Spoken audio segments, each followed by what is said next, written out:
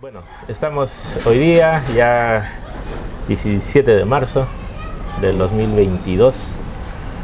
En este caso, Luis, todos te conocemos como Toto en Satipo. Sí, pues, Eres más conocido como Toto que por tu nombre verdadero, ¿no? claro. Creo que había que empezar por eso. ¿Cuál es tu nombre completo, Luis? Claro, mi nombre es Luis Alberto García Eufrasio. Soy satipeño, paratuchalino.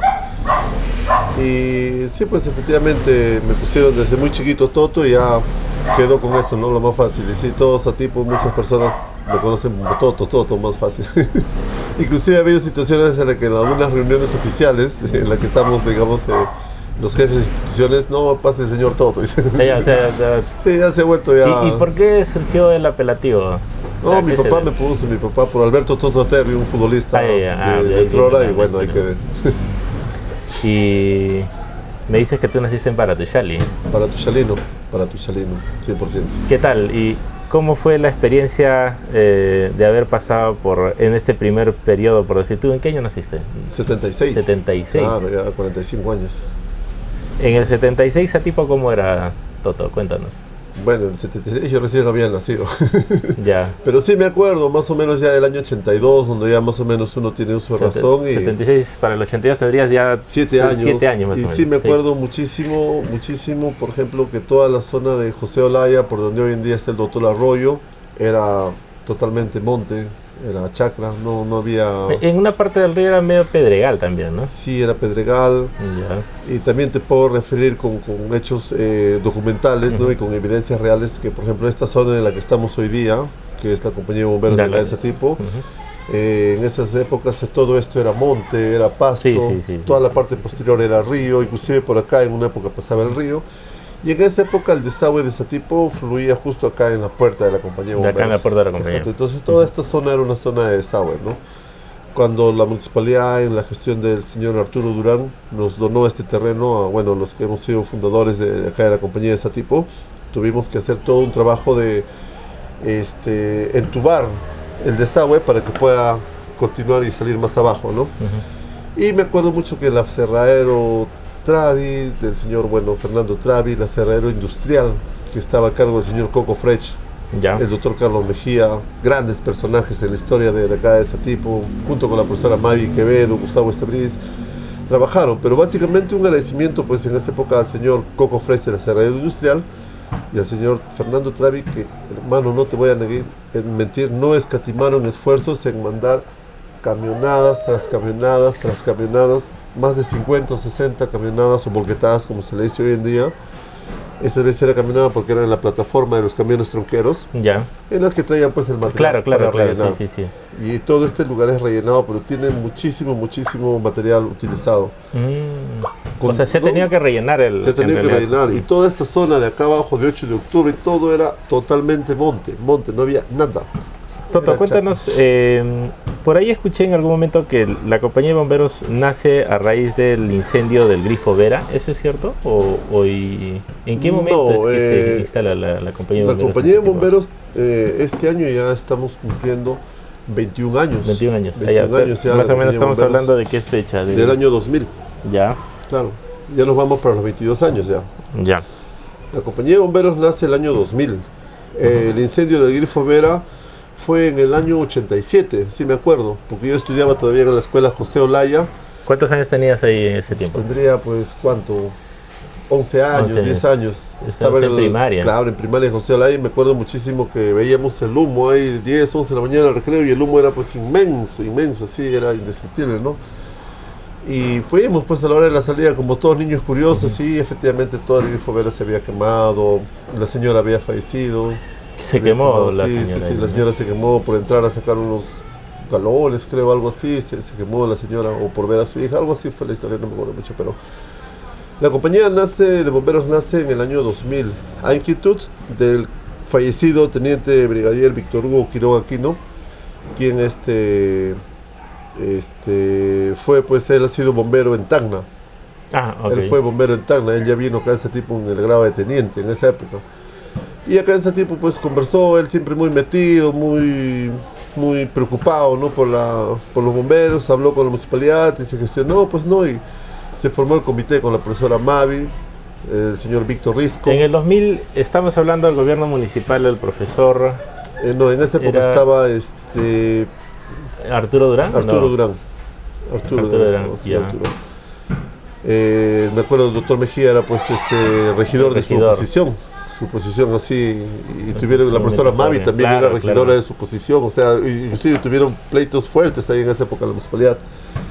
Y se conformó este comité con la profesora Mavi, el doctor Carlos Mejía, el señor Gustavo Stavridis, no me acuerdo quién es más, y ellos fueron los que gestionaron, pues, ¿no? Junto con la sesión de consejo para que nos adjudicaran este terreno. Y ahí se empezó en esa época, en el año 2000, con el teniente brigadier Víctor Hugo Quiroga Aquino, quien fue el... Básicamente él fue el fundador. El fundador, el promotor, ¿no? El creador de la compañía acá en Satipo. Se hizo la convocatoria y obviamente los que estábamos interesados, si nos gustaba, Fernando Lange, me acuerdo, ¿no? El espíritu, Raúl Benavides, el que falleció, Enrique Benavides Escobar. ¿Él con qué grado falleció? Con el primer grado, todos entramos con el grado de seccionario. Ya. Después de hacer el curso de preparación entramos con el grado. ¿Cómo es que muere él? Cuéntanos un poco sobre eso. Era un 5 de diciembre, era un 5 de diciembre, justo del año 2000, en la cual nosotros el 5 de diciembre celebramos, es el día del Cuerpo General de Bomberos Voluntarios de Perú. Entonces estaban acá reunidos los chicos haciendo una tarde deportiva y de compartir, ¿no? Y eso de las 5 de la tarde, 6 de la tarde, vienen los de Serenazgo diciendo que hay un incendio forestal en el cerro. En el cerro Satélite. Y obviamente a veces las radios y todos tenían sus equipos de comunicación muy cerca y sin protección, tanto así que el fuego ya estaba llegando a los equipos de comunicación. Arriba al cerro. Entonces salieron los chicos por acá, me acuerdo que a veces teníamos solamente la unidad de rescate, la unidad Safari, que es un carro del año 1968. Es antigua. Sí, pero es la mejor unidad que tenemos. Salieron con los efectivos que estaban acá al mando del teniente brigadier, bueno, que ahora es teniente brigadier Víctor Hugo Quiroga Aquino. Salieron al cerro y Enrique Benavides se quedó acá en la compañía. Yo ya me había retirado, él se quedó acá en la compañía. Cuando se han ido, sí, agarró sus cosas y se fue corriendo por el puente Pasarela a alcanzar el carro. Vestido de bombero. Sí, ya se puso su uniforme y salió corriendo. O sea, él tampoco salió con el carro, sino dio el alcance. Y agarró, subió al carro, se fueron al cerro y en un momento pues desapareció, ¿no? Se presume que se cayó en un lugar o se golpeó, le agarró el humo y se ahogó. O sea, él nunca llegó a encontrarse con sus colegas arriba. Sí, fueron juntos todos. Fueron juntos. No, pero tú me dices que... Él salió acá. Lo que pasa es de que el carro, cuando se va al cerro Satélite, tiene que irse por el puente Cordiales y darse la vuelta. Ya. Y él les dio alcance. Él se fue acá nomás en el puente Pasarela. Y ahí los alcanzó. Ahí los alcanzó. Ya, subieron y todos fueron juntos. Okay. Y en un momento determinado, 7 de la noche, oye, no hay Enrique, lo buscaron, pero no había, y estaba oscuro, no había linternas. Obviamente, como siempre, tenemos el problema de la falta de implementación. Y no lo encontraron. Al día siguiente, ya cuando amaneció, 6 de la mañana, ya con luz lo encontraron, ya estaba fallecido. Y al momento de hacerle la autopsia salió que todos sus órganos estaban negros, ¿no? Llenos de humo. O sea, entonces, es probable que se ha ahogado con el humo. Yo entiendo uno de los, digamos, de los riesgos que se corre al ser bombero, aparte de morir calcinado, es el hecho de que el humo hace que uno se ahogue y no se dé cuenta inclusive que se está ahogando, claro, te desmayas. Por eso es que nosotros tenemos un equipo que le llamamos EPRA, equipo de protección de respiración autónoma, el cual es un balón de oxígeno, el cual nos implementa y nosotros con eso entramos a los incendios. Claro. Sí. Ese, por decir, fue el primer héroe que tuvo Satipo a nivel de los bomberos. Sí, a nivel de los bomberos, ya luego se vino trabajando para mejorar, para tratar de no cometer errores, porque siempre a veces en el momento de aprendizaje uno siempre va a cometer errores, ¿no? Entonces la idea es mejorar y enseñarles a los nuevos que no cometan errores, porque un descuido y tu vida puede estar en peligro. Ahora, el segundo héroe fue efectivamente, como tú dices, Víctor Quiroga. Claro, Víctor Quiroga en la época de la pandemia, en la época más difícil, en la época en la que todos teníamos miedo, él salía al mercado a hacer las desinfecciones y obviamente no se protegía mucho, ¿no? Que en esa época había que protegerse muchísimo porque él había tomado ivermectina y decía, yo tomo ivermectina, y como que se confió con ese tema. Y cuando ya quiso hacerse ver, como él mismo lo dijo en su último mensaje en Facebook, ya era muy tarde. Ya la enfermedad ya había avanzado bastante, avanzado. porque él ya tenía los síntomas inclusive unos días Siempre antes. fue una persona muy desprendida, ¿no? Él siempre estaba con Sí, ese sí, afán sí, de muy querer ayudar. desprendido, muy metido, siempre con salir de la emergencia y todo, ¿no? Muy impetuoso él. ¿Qué te puedo decir, no? Una persona que hoy en día pues ya no está con nosotros y nosotros nos apena muchísimo, ¿no? Porque deja una familia, tú ves a sus hijas creciendo y de verdad que eso te llena de mucha tristeza constantemente. ¿Cómo la ves tú, Toto? Y cuando inició la pandemia, estamos hablando básicamente la quincena de marzo, el presidente Vizcarra en aquel entonces declaró que se cerrara el país, ¿no? Y todos tenían que ir a sus casas. Pero sin embargo, los primeros niveles de respuesta de emergencias tenían que responder a este problema. Claro. En este caso, los bomberos, ¿cuál fue la orden que se les dio a ustedes, por decirlo? Mira, al igual que hace muy poco, nosotros recibimos una orden, primero ya de restricciones totales y absolutas, como no recibir personas que no sean ajenas a la compañía, el uso de la protección constantemente. Y lo más importante, en cuanto a salidas de emergencias, a nosotros nos prohibieron total y absolutamente salir a emergencias en las cuales tengan que ver con personas con COVID. Pero lo cual era complicado, claro. Porque si bien es cierto, me llaman y me decían, oye, sabes que hay una persona que se está ahogando y no tiene respiración y tiene fiebre, entonces uno podía presumir, claro, ya y decir que no. Pero ha habido situaciones, y nos ha pasado, de accidentes en esa época, de choques. Por ejemplo, una moto lineal se choca y el herido está en el piso. En ese rato tú no vas a ir, pero oye, tienes COVID, y sacarlo, eso no se puede, ¿no? Claro. Simplemente hacemos el proceso de primero estabilización, inamovilización y luego traslación, que es lo que nos corresponde. Y al momento de llegar al hospital ya le sacaban, ¿no? Y salía positivo. Y hemos tenido varios casos o sea, ustedes tenían contacto con algún herido y después le sacaban el examen y claro, salía positivo. Si decimos, hoy tiene COVID, ya había que tener más cuidado. Aún así hemos tenido que implementar nuestro sistema de desinfección. Pero al principio, ¿cuál era el ánimo? Ustedes... no, nosotros nunca hemos fallado, nunca hemos... no tenían miedo, pero... No, o sea, miedo siempre vamos a tener, inclusive en la época que hemos prestado el apoyo con los balones de oxígeno, porque tú también tienes familia, ¿no? Claro. Pero por algo uno suma esta responsabilidad y esta función, pues, ¿no?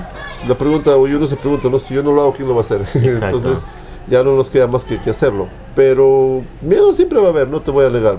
Pero ya hay que, como se dice, asumir la responsabilidad en la cual uno se mete, ¿no? No queda de otra. ¿No tuvieron más bajas por COVID aparte de Quiroga? No, ya no, ya. Falleció una seccionaria, Rocío, pero ella ya fue por un tema de una enfermedad congénita. Ya, que no era muy aparte de COVID. Sí, no era un tema ya aparte. O sea, no fue por decir, porque se podría decir en todo caso que Quiroga murió en cumplimiento de sus funciones como bombero. Sí, no, Quiroga sí, porque él se infectó ahí limpiando las calles y todo eso. Probablemente por ahí se puede haber contagiado. No, y él muy voluntarioso, o sea, ya yo mismo soy.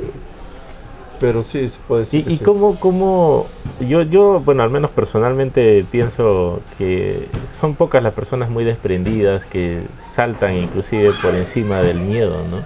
Sí. En esa oportunidad tú integraste también la comisión Respira, Satipo, y Quiroga también estaba allí. Pero como tú dices, de todas maneras, siempre el hecho de contagiarse era un riesgo muy fuerte. Y trasladar esa enfermedad a la familia aún mayor, ¿no? Claro, ya nosotros, por ejemplo, ya en la casa ya como que primero ya dejábamos todas las cosas afuera, ya casi no entraba, inclusive una época en la que, no, te soy sincero, nunca llegué a sentir los síntomas, ya. Pero cuando ya había tenido muchos contactos y todo eso, me quedé inclusive como un mes afuera en la oficina, ya no entraba a la casa, ahí me traían mi desayuno, mi almuerzo, mi cena y como que me aislé, ¿no? Por precaución, pero no queda de otra que cuidarse, pues, Marito. El trabajo de los bomberos siempre va a generar un riesgo, siempre. Pero es algo que te gusta, o sea, ya el que nace para bombero él ve algo así como una parte de su vida. ¿Y cuándo crees tú que nació tu vocación por ser bombero? Yo me acuerdo muchísimo, yo estaba en Lima, yo estudiaba en IPAE, tendría pues 18 años. Estaba estudiando IPAE en Lima y nos mandaron a hacer un trabajo de investigación respecto a un tema social. Y caminando ahí con los amigos con la calle para hacer las entrevistas que nos dejaron, pues llegamos a una estación de bomberos, me acuerdo, en el Callao. Ya. Y entramos ahí, como dijimos, señores, y siempre personas muy amables, sí, pasen hermanos, miren cómo está, pasamos. Y nos hicieron pues un relato de qué es lo que se hacía en los bomberos. Yo tenía 18 años. me acuerdo. Y obviamente me interesó muchísimo, qué bacán, ¿no? El hecho de servir, apoyar y sobre todo, pues, aprender tantas cosas. Claro. Luego a los 21 años regresé a ese tipo, ya a trabajar acá, me establecí, puse la imprenta, empecé obviamente a trabajar acá en ese tipo y ahí nomás se dio el tema de la convocatoria esta para los bomberos. Y dije, bueno, pues esto es lo mío, me gusta y desde ahí empezamos, digamos, en este mundo, ¿no? De la compañía de bomberos. Hace ya 20 años de bombero. Y cuando tú decidiste enrolarte a los bomberos, ¿tuviste algún comentario de tus padres? ¿Tu papá, tu mamá? En realidad, te soy sincero, no. Yo siempre he sido muy independiente en mis decisiones. Desde muy chiquillo, yo a los 16 años salí de mi casa y ya me fui a estudiar. Tú me has contado, Toto, que estuviste acá buena parte de tu adolescencia, ¿no? Estabas en primaria en José Olaya, como tú dices. Claro. Pero sabemos que durante ese tiempo Satipo ha sido muy golpeado por el terrorismo. Claro, yo he vivido la época del terrorismo. Yo he sido rondero en Prochali. A mis 16 años ya. Yo he hecho rondas en Prochali. ¿Y viviste entonces cara a cara ese Por supuesto, yo me acuerdo mucho del agente municipal, el señor Valentín Ordóñez, ya. Que en el año 89 aproximadamente apareció en la puerta de mi casa con la cara destrozada, porque le dispararon con una escopeta. Y tú sabes, cuando disparas con la escopeta de cerca, claro, eso te destroza, revienta sí. Todo el cuerpo. Sí, yo salí a las 6 de la mañana, muy chiquillo ahí, el señor estaba con toda la cara destrozada, desfigurada totalmente, ¿no? Y a manos de terrorismo, obviamente. Y me acuerdo muchísimo que fui, corté una hoja de plátano y le tapé la cara, ¿no? O sea, tú te encontraste con el cadáver solo ahí. Sí, sí, en la puerta de mi casa. Yo he vivido la violencia política, o como le dicen muy elegantemente hoy en día, ¿no? Terrorismo, yo lo he vivido de cerca. Yo he sido parte de la ronda campesina de mi pueblo, he sido rondero a mis 16 años. Me acuerdo muchísimo en Prochali cuando estábamos, entraron en este caso el MRTA y bombardearon, por decirlo así, el Ministerio de Transportes de Prochali. Se llevaron la camioneta del Ministerio de Transportes y lo volaron en un puente y lo querían hacer volar junto con el chofer ahí amarrado al timón. Me acuerdo muchísimo porque nosotros estábamos en la chacra que estaba a 1,5 kilómetros de arriba y yo estaba ahí con mis primos y obviamente cuando vimos que estaban llegando los terroristas se metieron a la chacra, se metieron a la casa a pedir el carro a mi abuelita. Y nosotros tuvimos que correr al monte, amanecimos en la chacra en el monte porque se decía que se llevaban jóvenes.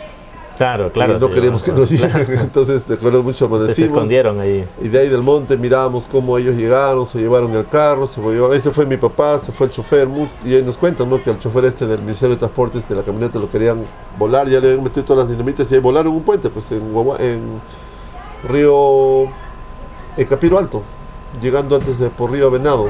Claro, hay un puente que inclusive tú vas ahora y el puente está de costado. ¿Hasta ahora? Hasta ahora, el puente está de costado, es un puente de cemento, sí. Un puente que para que pasen obviamente los carros, un puente no muy grande, pero pusieron la camioneta, llenaron de dinamita y al chofer querían que volara. Y mi papá fue y abogó por ellos y le dijo, oye hermano, ese tiene familia. Claro. Y lo escucharon, el señor salió desesperado. Tu padre también de alguna manera era el señor un Pedro, tipo claro, hasta el día lo veo siempre en la calle, lo saludo al señor Pedro, ¿no? Me acuerdo muchísimo, trabajador del Ministerio de Transportes. Y lo soltaron y volaron pues la camioneta y ahí quedó el puente, como se dice, está hoy en día de costado. Entonces, como tienes parte de la historia de ese tipo que sí hemos vivido. Claro. Y en Paratuchali, básicamente, en ese tiempo, por decir, tus padres, ¿a qué se dedicaban? Aparte de la chacra. Mi papá siempre ha tenido imprenta.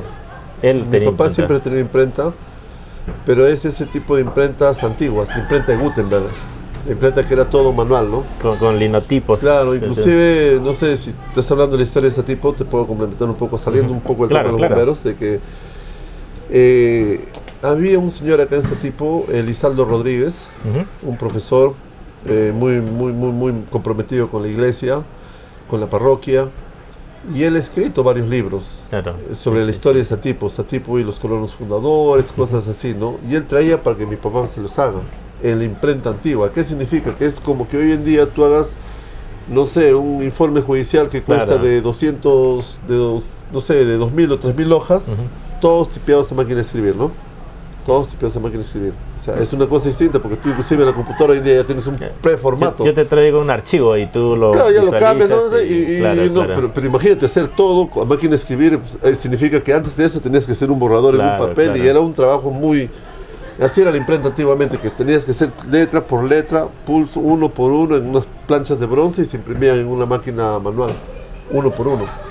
Y mi papá hizo varios de esos libros, inclusive hicimos cancioneros para la iglesia, me acuerdo muchísimo, yo ya tenía uso de razón y apoyaba ahí en el trabajo. O sea, tú también de alguna manera apoyabas haciendo Claro, y justo el otro día encontré un libro ya. sobre la historia de ese tipo, también te lo voy a hacer llegar. A ver, sé que te interesa el tema y es interesante porque eso forma parte de la historia de cómo se hizo un trabajo hecho a pulso acá, es un trabajo artesanal, ¿no? A ver, explícanos un poco ahí, ¿cómo es ese tipo de trabajos en una imprenta manual antigua, te ¿no? explico. De Gutenberg. Hoy en día tú agarras en la computadora, ya tú tienes un documento listo solamente para cambiarle los datos y algún contexto y lo imprimes. Claro, y ya, eso es sumamente sencillo, sí. No, antes la imprenta de Gutenberg imagínate, en esta mesa había 60 casilleros. 60 casilleros. Para cada letra, para cada símbolo. No, es un cajón, digamos, con 60 casilleros. Ya. En cada casillero estaba una letra. La palabra A, B, C, D, E, F, mayúsculas, minúsculas, números, todos así. Okay. Cada uno. Por ejemplo, en este casillero, puras, todas las A minúsculas. Acá las ves, las subes, todas. O sea, pero en tipos de letras, por decir. No, todo esto era un tipo de letra. Uno solo, no había para... Cajón. Ahora tú puedes seleccionar en la computadora en qué forma tenías quieres, un estante con 30 cajones. Cada cajón era un tipo de letra. Ah, ok. Allá otro estante con 30 cajones. Cada cajón era... de repente que era el mismo tipo de letra que pero este ya era un punto más grande. Por ejemplo, 12, el otro 14, el otro 16, el otro 8. Los tamaños. Por tamaños. O sea, era una locura. Era una locura. Y tener eso sería también caro, ¿no? Claro, en esa época, pero era lo que había. Claro. Entonces, ¿qué agarrabas tú? Con un molde acá, agarrabas así un molde especial y te empezabas a armar. Por ejemplo, poníamos tu nombre. Brayton, buscabas la B. Ah, no, la B mayúscula. Claro. R, E, I, T, O, uno por uno. Luego el espacio. León, y así todo el texto que tú querías. Dice que el día de hoy, o sea, todo así, uno por uno. Una vez que lo armabas en este moldecito, lo ponías en un molde. Luego volvías y seguías el otro moldecito y lo volvías a poner en un molde y así armabas una plancha. Armado así, letra por letra. Esa plancha se amarraba con una pita y se ponía en otro molde más, se presionaba con unos seguros y se llevaba a la máquina. La máquina lo pintaba y se imprimía. De uno en uno, sacabas el papel, ponías el papel, imprimías otra vez. Y salía pues todo ilegible, había que aplastar fuerte, era todo un tema. Despreciarías un montón de papel también. Y una vez que terminabas, agarrabas el molde, tenías que lavarlo con gasolina, limpiar la tinta y agarrar, y uno por uno volver a repartirlo a su sitio. Porque si no, ¿con qué seguías armando los siguientes moldes? Y la impresión de una hoja así, ¿cuánto tiempo te tomaba? Desde armar cada cuadrito. Con eso ya te digo, hazte una idea. Demoraba muchísimo. Demoraba muchísimo. Y ya, pues no agarrabas y después tenías que distribuir las letras, distribuir todo para volver a armar la siguiente hoja. Y la siguiente página, y la siguiente página. Así era de complicado. ¿Y tu padre dónde aprendió ese oficio? Él ha sido imprentero en Tarma, luego en diferentes... Mi papá ha sido un trotamundos, ha sido un gitano. Él ha estado por muchas partes del Perú. No era el tipo de personas que se quedaba en un sitio... No, él ha estado 3 años acá. ¿Y le preguntaste alguna vez cómo es que decidió venir a una tierra tan inhóspita? Por mi mamá. Enamorado. Él la conoció, claro, la conoció. Él bajaba de Tarma y la conoció. Mi mamá es de San Ramón, Chanchamayo. Pero antes, ¿cómo se iba a Chanchamayo en ese tiempo? Tenías que venir desde... O sea, no había carretera directa a la Merced. No, ellos ya llegaron acá el 74. ¿Y había carretera? Sí, había ya. La carretera ese tipo se hace... La carretera marginal de la selva se hace en el año... Justo en esos años, pues con Fernando Melón de Terry, según me acuerdo. Claro. De la donde hace ya la penetración hasta la Merced ese tipo, pero una carretera... Claro, era una carretera obviamente rural. Inclusive mi abuelo, el papá de mi mamá, que el señor Máximo Eufrasio, quien es el que, consiguió la chacra para Tuchali, él venía a cuenta mi mamá con avioneta, traía su combustible. No había carretera todavía. No había carretera. Por el tema del terremoto de 1947. Con camioneta venía. Con camioneta acá al aeropuerto y ahí traían sus cositas. Era caro, pero sí se movilizaban en esa época. Y mi papá llegó a casa tipo por mi mamá, pues enamorado, ¿no? Ella la conoció en San Ramón, ahí se enamoraron y ya se vinieron juntos a casa tipo a trabajar la chacra. Y ya luego conoció al señor Isaac Guzmán, me acuerdo muchísimo del señor de Negusa, la empresa Guzmán, quien él tenía la imprenta, pues. Luego ya lo dejó todo a mi papá y se fue a hacer su negocio de los chocolates, el café y ya. O sea, el dueño de la empresa Negusa vivía en Satipo. Claro, el señor Isaac Guzmán vivió acá en Satipo, hacía unas fiestas elegantes a las que yo me acuerdo que de chiquito iba con mi papá y mi mamá. Unas fiestazas me acuerdo que hacía el señor de Isaac Guzmán de Negusa y con todas sus hijas. Negusa en algún momento produjo esas, eran las cocoas, ¿cómo se llama? Cocoa, sí, no, o sea, se volvió fuerte, creció muchísimo Negusa. ¿Siempre Satipo se dedicaba al café o en qué momento en Satipo Mira, produjeron mi abuelo café? llegó en el año 68, 69 y sembró café. Y en Satipo siempre ha habido café, lo que pasa es de que nunca ha sido de repente como hoy en día tú ves diferentes variedades que traen de diferentes partes del mundo, no, era el café tradicional y ya, ¿no? Y se trabajaba con eso, no había más, pero había una mejor escuela, había una mejor dedicación. Por ejemplo, mi abuelo, me acuerdo muchísimo, él agarraba el café luego de hacerle todo el proceso y ya estaba pues el café, como se dice, en este caso es el café ¿Tostado? En oro verde que le llaman. antes de tostarlo es el café Oro, ya le llaman pelado, ya seco, todo. no, cuando el procesado. café está recién secado en el tendal. Ya. Ese es tiene su nombre, cuando el Ya. café está antes de tostarlo. Está con la cáscara amarilla Claro, todavía. está con la cáscara amarilla. Antes de tostarlo el café, mi abuelo muchísimo lo ponía en unas parihuelas, lo extendía y se daba el tiempo de agarrar y buscar los negritos. Ya, uno por uno. Sí. Los chiquitos, a un costado y lo botaba. Hoy en día veo que todo eso que se separa o todo, inclusive hoy en día veo que el café, que ya la máquina ya queda separado, pues como Claro, la cachaza creo que le Ajá, dicen, ¿no? claro. El desecho lo venden aparte, a un precio barato. Y eso es lo que hacen los comercializadores, lo mezclan con otro café, Y ya bueno, todo, y lo venden, claro. ¿no? Entonces sube su peso, pero baja la calidad. calidad, Y eso es lo exacto. que ha hecho que este tipo baje mucho la calidad de café. Porque yo me acuerdo que mi abuelo te vendía café, hermano, tú sacabas y eran granos grandes, blancos, bien lavados, limpiecitos, no veías un punto negro. O sea, el abuelo se daba el trabajo de sacar, era un chambón y sacaba un café y le pagaban igual que a todos. Pero esa de era calidad. su mística, así Claro. eran los antiguos, era otra cosa, era otra cosa. Me acuerdo muchísimo. ¿Y cuándo es que se llega, por decirlo así, a malograr todo eso? O sea, ¿en qué año pasa que Satipo... Ya pasa con el tiempo, aumentan las necesidades, aumenta la familia, el abuelo ya no está. Y ya, pues no, bajas a vender tu café, baja de precio. Muchas veces buscas un producto alternativo. Yo he visto situaciones, y creo que hasta hoy en día sucede, ¿no? Un agricultor viene acá y dice, ¿sabes qué? Tengo naranja para el fin de semana, ya te voy a traer a 12 soles el ciento, ya, ok.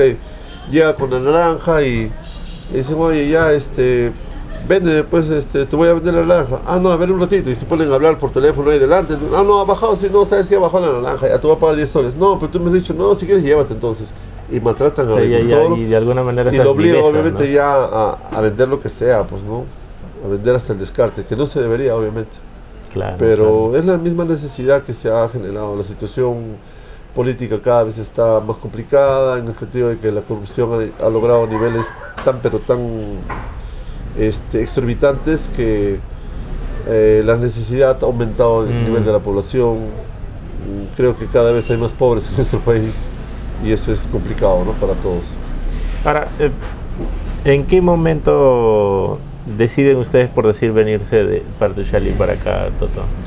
¿Cómo es que se No, vienen ya a mi Satipo? papá se quedó en Paratuchal y yo obviamente a los 16 años me fui a estudiar a Lima. Yo estudiaba en Senati. ¿Tú te fuiste allá a Lima porque los no había 16. más oferta académica acá o porque te daba miedo el terrorismo? No, ya me fui. Yo me fui a los 13 años a estudiar a Lima por el terrorismo. Mis papás me Tú te mandaron. tienes que escapar de acá. Claro, yo a los 13 años me fui a Lima a estudiar en la gran unidad Bartolomé Herrera, en la avenida La Marina. Entonces, fue complicadísimo porque, como te digo, acá el terrorismo ya estaba a más no poder. Y ya regresé al año siguiente, ya estaba más calmadas las cosas, pero aún había rezagos, pero ya con más cuidado se podía vivir, ¿no? Y a los 16 años ya decidí irme porque no, ¿qué iba a hacer acá? ¿No? Claro, no había más había que el más. instituto, no más había. ¿El Teodoro Rivera Taipe? El Teodoro Rivera Taipe, que también se fundó y inició sus labores en Paratuchali.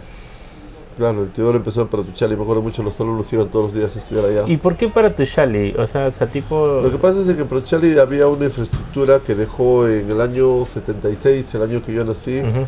un, un equipo de contingencia del ejército que se llamaba el Batallón La Breña. Hasta ahora creo que está ahí, ¿no? Hasta ahora existen las instalaciones ya muy deterioradas por el paso del tiempo y el maltrato de los mismos pobladores del lugar, pero dejó instalaciones completas, me acuerdo un local de eventos con piscina, todo muy bonito, canchas deportivas, todo.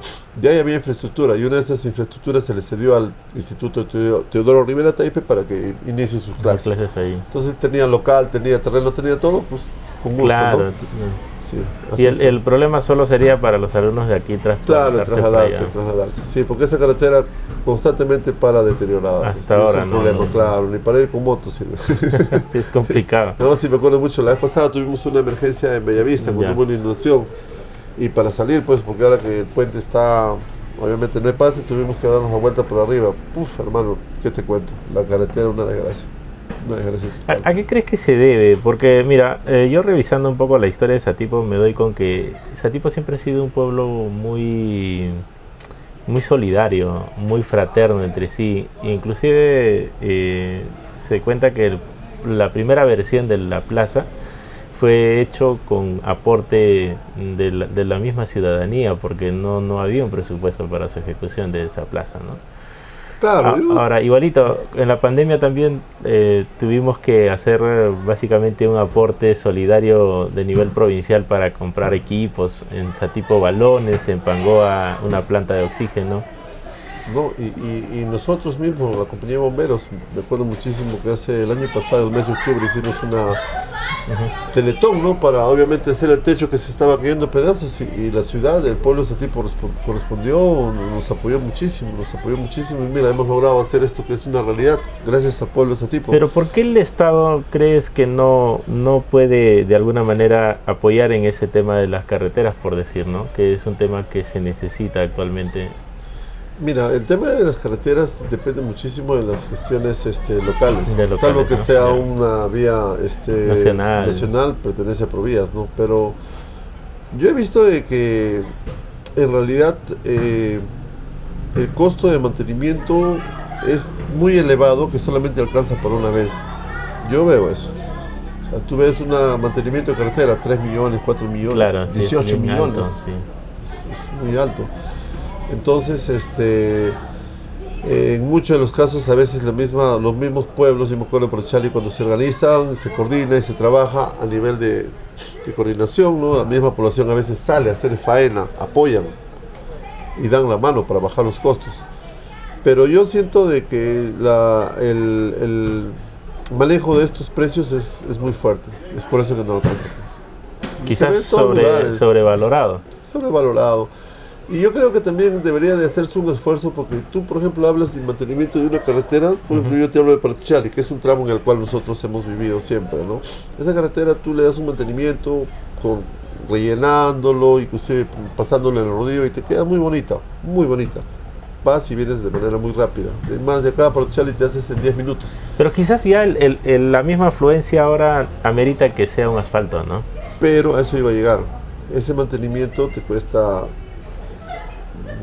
No tengo una cifra exacta, ¿no? Pero te sale un monto fuerte el mantenimiento de la carretera. Luego pasa 6 meses, 7 meses y otra vez está...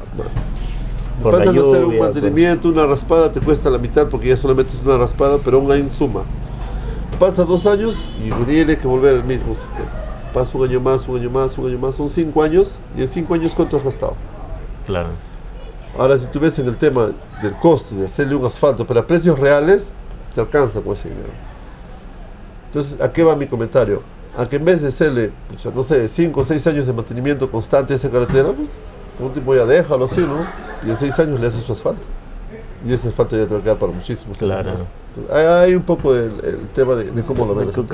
Quizás es una cuestión estratégica, ¿no? Claro. Y con relación a los bomberos, ¿cómo está ahorita la situación de ustedes, por decir? Mira, nosotros trabajamos muchísimo para que nuestras máquinas, mi preocupación en la gestión que yo asumo es siempre que las máquinas estén operativas, como tienes idea, que no haya es una situación de que, por ejemplo, ahorita llamen y digan, oye, hay un enfermo en tal lugar, pucha, arrancas el carro, el carro no arranca porque está malogrado. No, eso no hay. El carro está en constante supervisión, tenemos 3 choferes por gestión Los choferes son rentados, eso me da una atención las 24 horas, los 7 días. O sea, rentado quiere decir que al chofer se le paga. Ellos cobran su sueldo, es el convenio. ¿Pero es parte de los bomberos o es solo chofer nada más? Son choferes rentados. Pero no son bomberos, por decirlo así. No es obligación que sean bomberos, pero en este caso sí, los 3 son bomberos. Ok. O sea, nosotros preferimos contratar a bomberos porque conocen, tienen están más conocimiento capacitados. del tema, exacto, ¿no? En este caso los 3 son bomberos. Entonces, nosotros tratamos de que con todas las necesidades que existan, al menos las unidades estén operativas.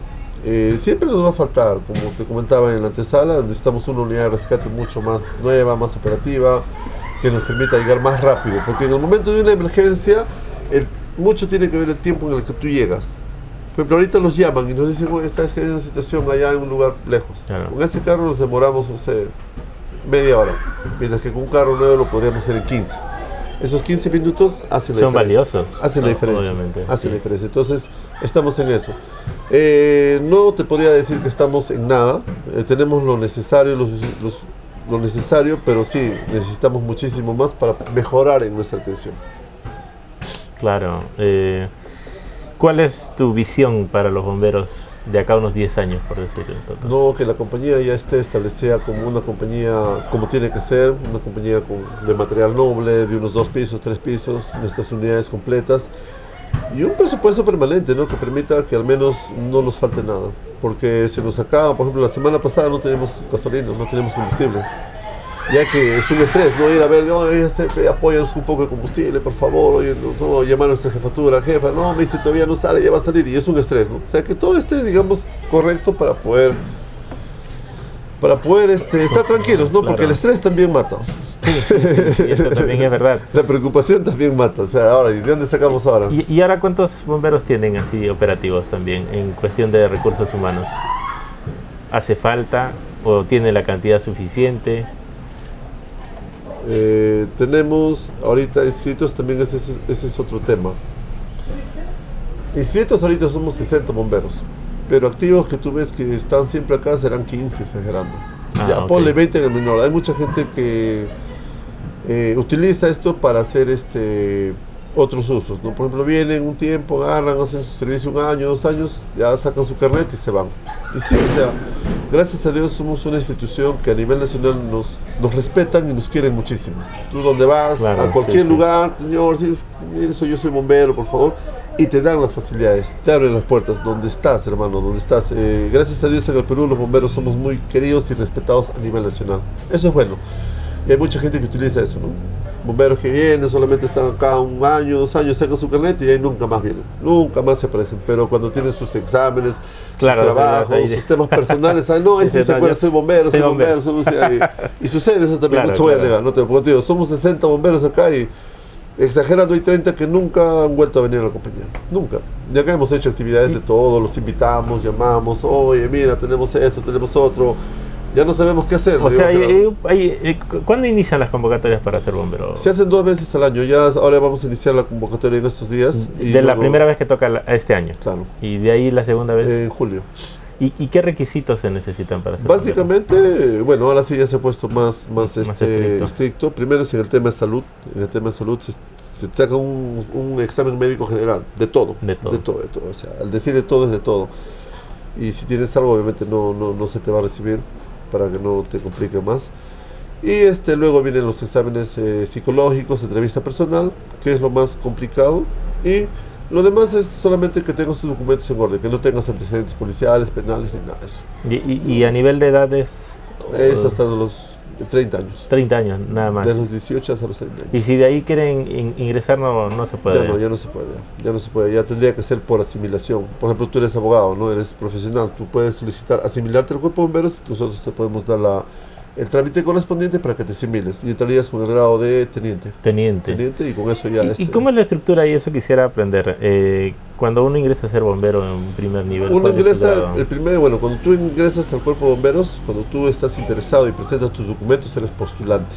Luego de una evaluación y luego de todos los exámenes físicos, médicos y todo eso, si tú pasas, se te recibe y pasas a ser alumno. Como alumno llevas tu curso más o menos 1 año, das tu examen. Este examen es mucho más riguroso porque es como cuando culminas la universidad, ¿no? Tu tesis Claro. es un resumen de todo, ¿no? Un resumen de todo, pruebas físicas y de conocimiento. Y ahí en ese momento ya simplemente das tu examen y si apruebas ya recién te vuelves bombero.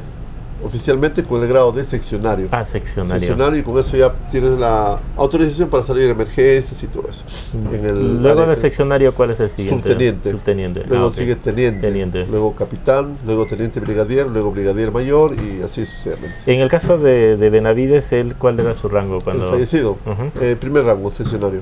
Pero le ascendieron póstumamente. Ajá, subteniente, claro. ¿Y Quiroga? Quiroga era teniente brigadier. Ese era su rango ya alcanzado por él. Claro, ahora en el caso ya de su fallecimiento, él asciende a brigadier. A brigadier. A brigadier. A brigadier.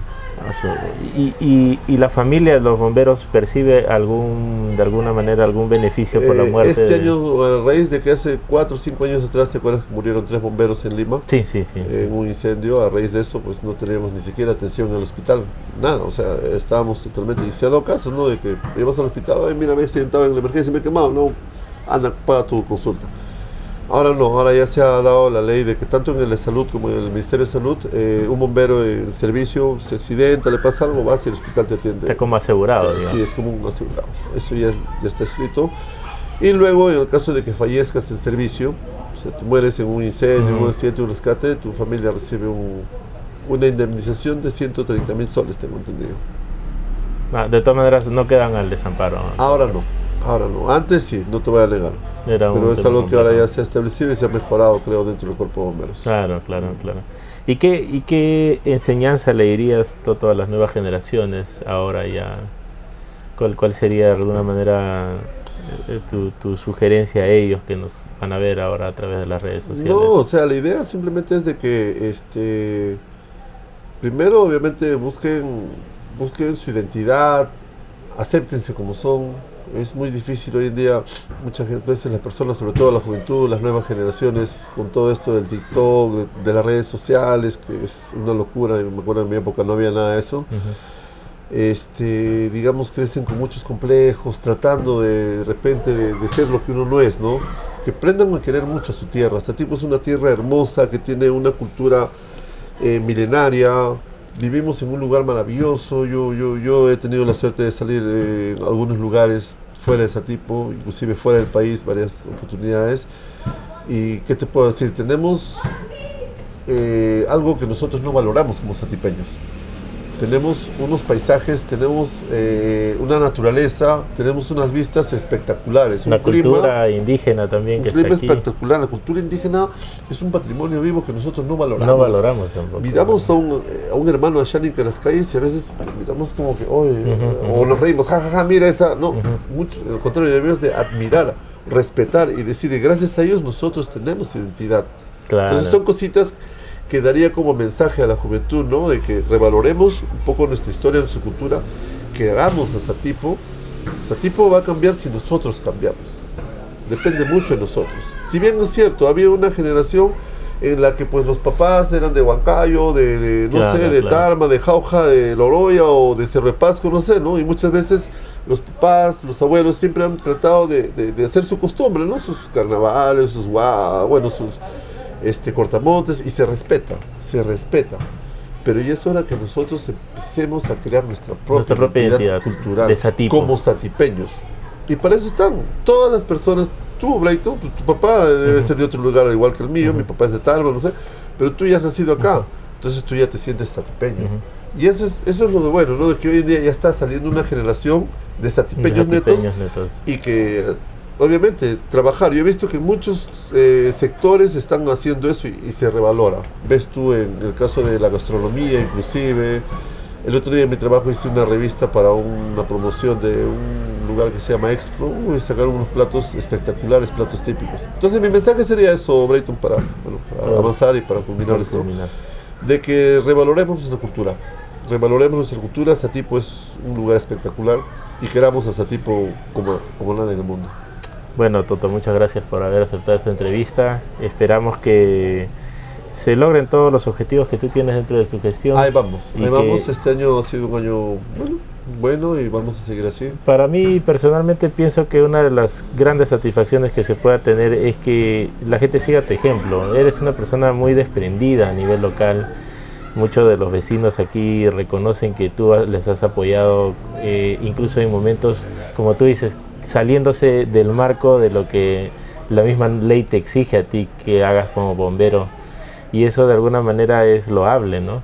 Pero si tuviéramos no solo un Toto, sino muchos jóvenes que ahora están saliendo, como tú dices, ya una nueva generación de jóvenes atipeños que puedan conocer eso y romper esos esquemas y ser iguales solidarios, yo creo que la ciudad y la provincia entera sería mucho mejor. Estamos para servir y apoyar siempre y obviamente siempre que alguien venga a los bomberos va a ser bienvenido. Ese sería mi mensaje y te agradezco por tu palabra. Muchas gracias. Gracias, doctor. Un apretón. Gracias.